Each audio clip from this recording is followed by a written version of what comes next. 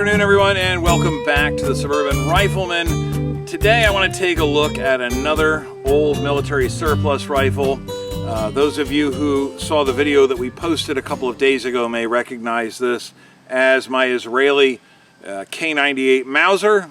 We did do a shooting video a couple of days ago. It was not entirely successful. We had a lot of feeding problems and a lot of extraction problems, and part of that is due to the fact that the rifle was not designed to shoot, originally designed to shoot the cartridges that we were shooting out of it. But another problem, I think, is the fact that this entire rifle needs a really good deep cleaning, which I'm going to be doing very soon. When we got the rifle 20 years ago, it was in absolutely deplorable condition, really caked with grime and dirt. And I think we cleaned it very effectively 20 years ago, but it still has a lot of crud and stuff in various crevices, and I think that's part of the problem that we're having here. I think part of our extraction problem was probably some dirt in the chamber, so I'm going to be doing a really thorough cleaning on this in the near future. But I wanted to take a closer look at it today. I did touch on its history, or the history of the Israeli K98 in general the other day during the shooting video, but I wanted to go over that in a little bit greater depth today, and then I want to take a close look at this rifle and show you all of the various features of it. Now, these rifles tend to be a mixed bag. They can be, and almost always are, a mixture of all kinds of parts. The Israelis took a very pragmatic view about firearms. They were basically just a tool to get a job done. So anyway, this particular Israeli K98 started life in 1945 at the very end of the war as a German K98K. It has a production code of SWP 45. The 45 stands for the fact that it was made in 1945. So sometime in that short period of time between January and essentially the end of April, when the war was basically over. So it may have seen some pretty significant fighting in the very final days of the war as the Soviet army was pushing into Germany. I don't know if there was much fighting going on in the Czech Republic or Czechoslovakia at that time. But yeah, SWP was the production code for Waffenfabrik Brunn, which we know today as Brno. The Germans called it Brunn. Prior to the SWP 45 production code being placed on the receiver rings, which was just done in 1945, you'll see Mauser rifles that were made at Brunn or Brno in Czechoslovakia marked DOT. Back in the 1930s, they had some sort of a numeric production code, which escapes me at the moment. So the rifle started life in Czechoslovakia in the closing days of World War II. Might have seen some action there. The fact that it is a wartime, basically surplus rifle means that it would have been part of the very first shipments of rifles that were made to Israel in 1948. Almost all of these rifles came from Czechoslovakia. Later rifles, some came from Belgium, but the Czechs provided weapons to the Israelis, to the fledgling Israeli state, I think well into the 1950s. They had a very friendly relationship. And at that time, these were chambered in the 7.92 by 57 German service cartridge, what we commonly know as 8mm Mauser.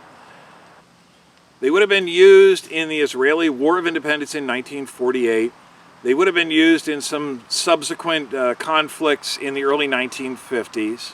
And around 1955, Israel adopted the FNFAL. I think it was about 1955. And at that point, they had purchased some production equipment from a country in Europe. I've heard it was Switzerland, although that seems kind of strange because I don't know of any Swiss Mauser 98 rifles ever having been produced. But they had bought some production equipment. And because the FNFAL was chambered in the new NATO standard 7.62 by 51, Israel, rather than making brand new rifles, started rechambering, rebarreling a lot of their old K98s to 7.62 by 51 in an effort to augment the supply of FAL rifles they had to issue to their troops. And these weren't just done in a sort of training role. I know, for instance, Spain converted a lot of Mausers to 7.62 by 51. They were basically just training rifles to kind of familiarize new recruits with the principles of marksmanship and the basics of the new Setney rifles that they had. These rifles were actually issued, but they were marked very prominently. We've got a 7.62 in large white lettering on the top of the receiver ring here, and there's a 7.62 branded into the bottom of the stock here so that it could easily be seen when the rifle was sitting on a rack. And that's because it took the Israelis a long time to convert their entire stockpile of K98s from 7.92 to 7.62. So they had both calibers of rifle in inventory, they had both types of ammunition in inventory, and obviously it could be disastrous. It would be impossible to chamber an 8mm cartridge in the 7.62 chamber, but it probably would be possible to chamber 7.62 in an 8mm chamber, and you would end up with really excessive head space, and the results could be disastrous. But anyway, so they used these rifles in the 1950s.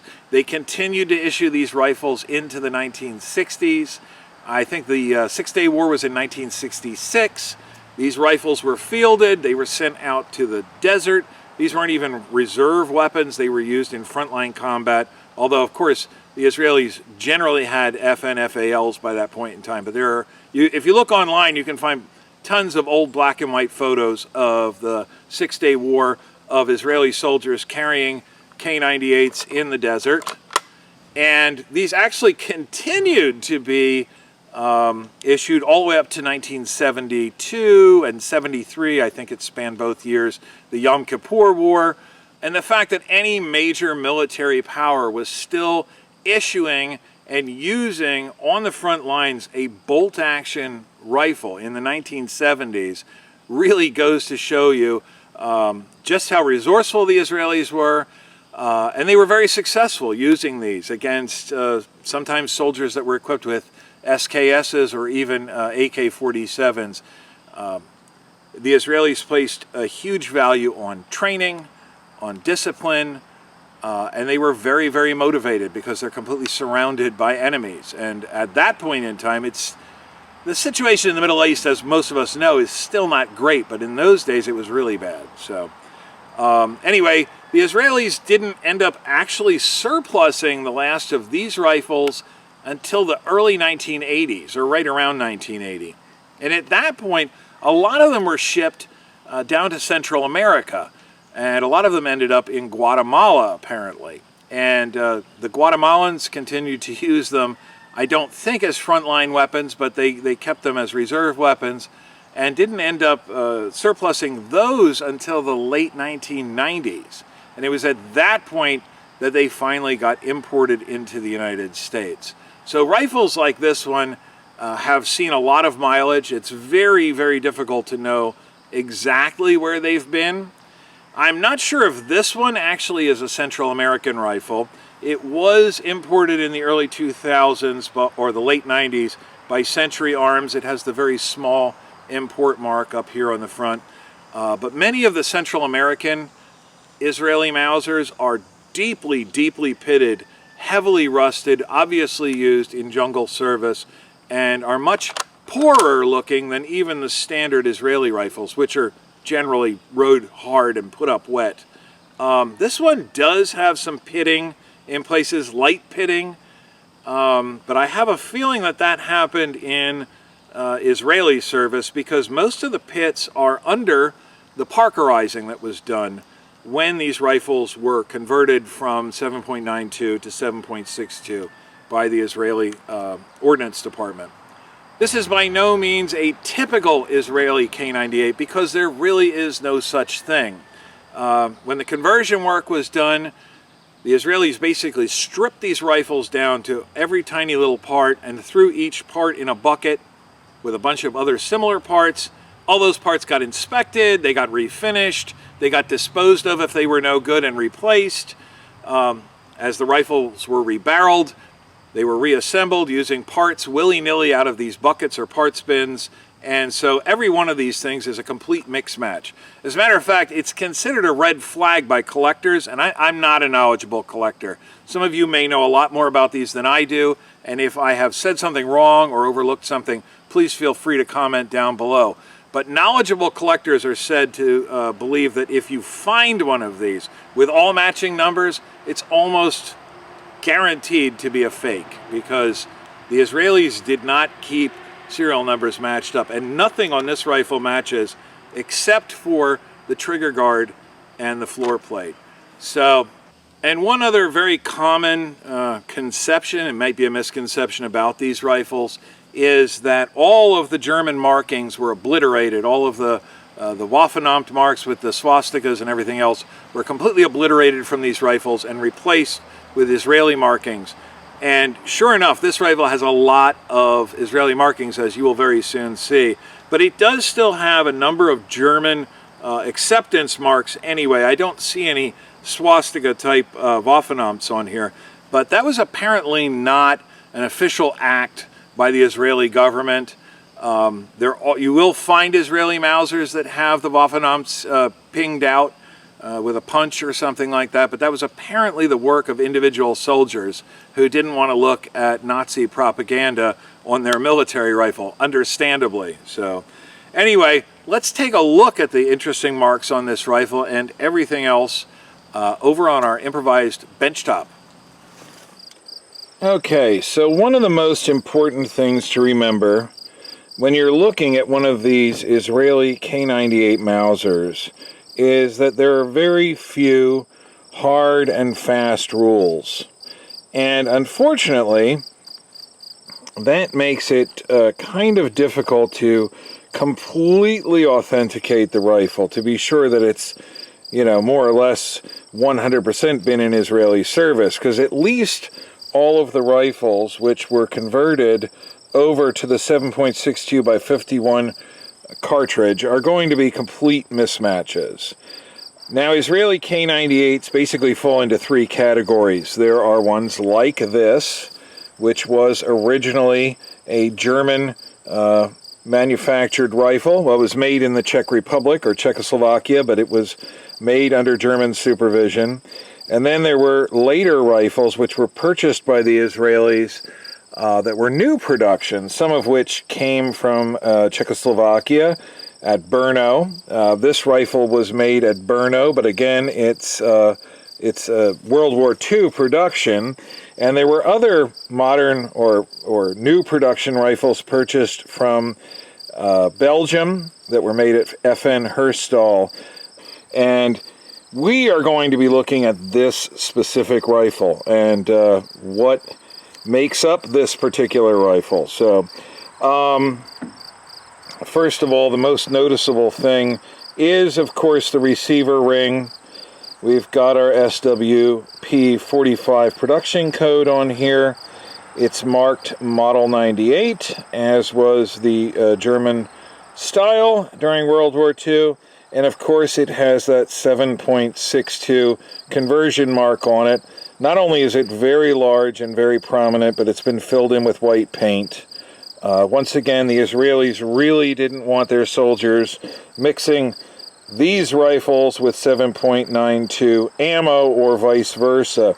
Now, I'm not sure if they started marking the 7.92 rifles with a similar marking to prevent someone inserting 7.62 ammo into those, but otherwise, this is a very typical German World War II type of Model 98 receiver.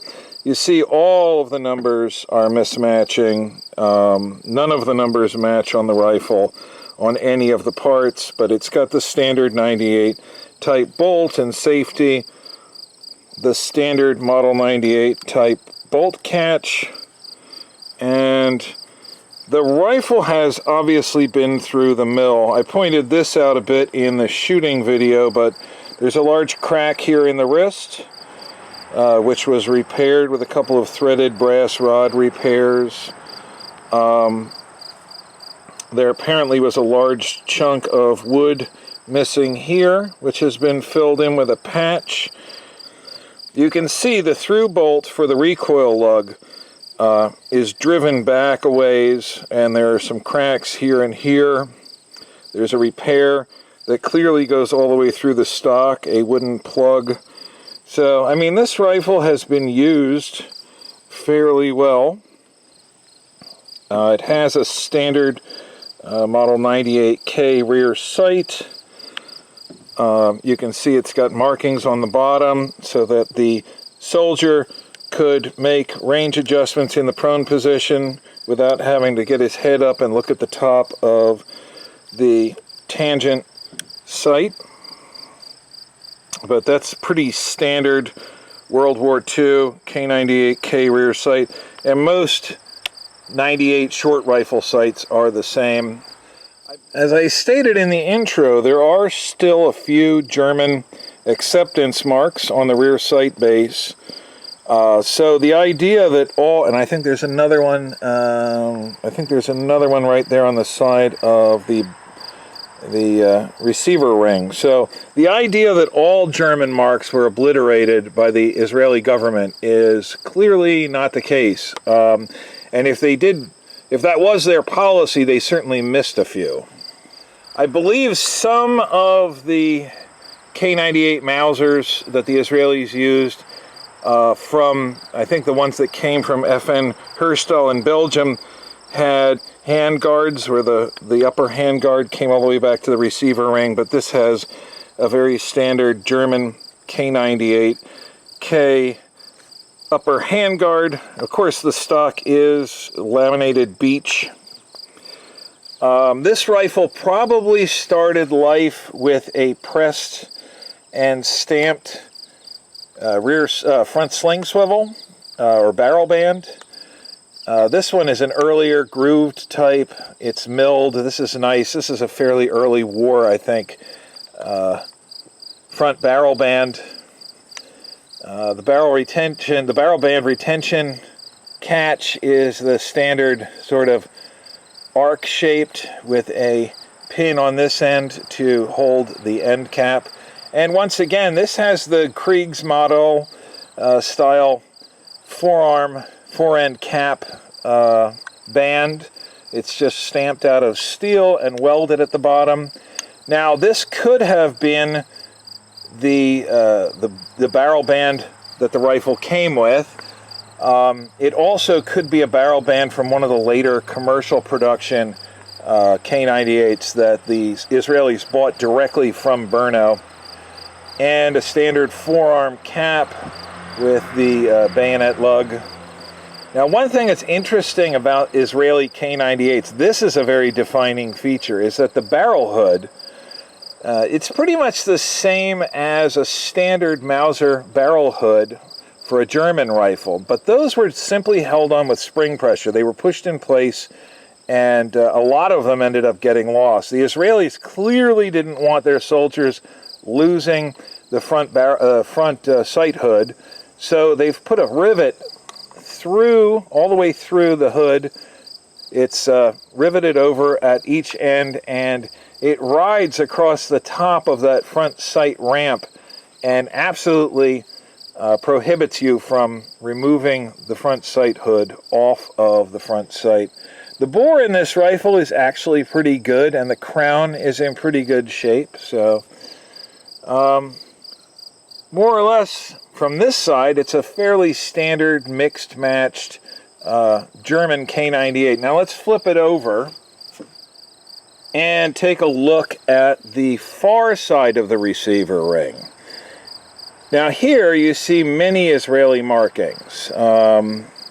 There's an Israeli marking with a Hebrew letter right there. I'm not sure what that is. I'm sure somebody else might know, and I would encourage you to share that in the comments. There are several Israeli Star of David markings. This marking, I think, is a rampant lion, and I think that's a Czechoslovakian mark that was probably applied, I don't know if that would have been applied by the Czechoslovakian government when these rifles were sent as aid to Israel, or if that was applied when the rifle was manufactured at the Czechoslovakian factory. I don't really know. Once again, the receiver's all pretty much, or the bolt rather, is all pretty much standard German K98. This does have a machined floor plate.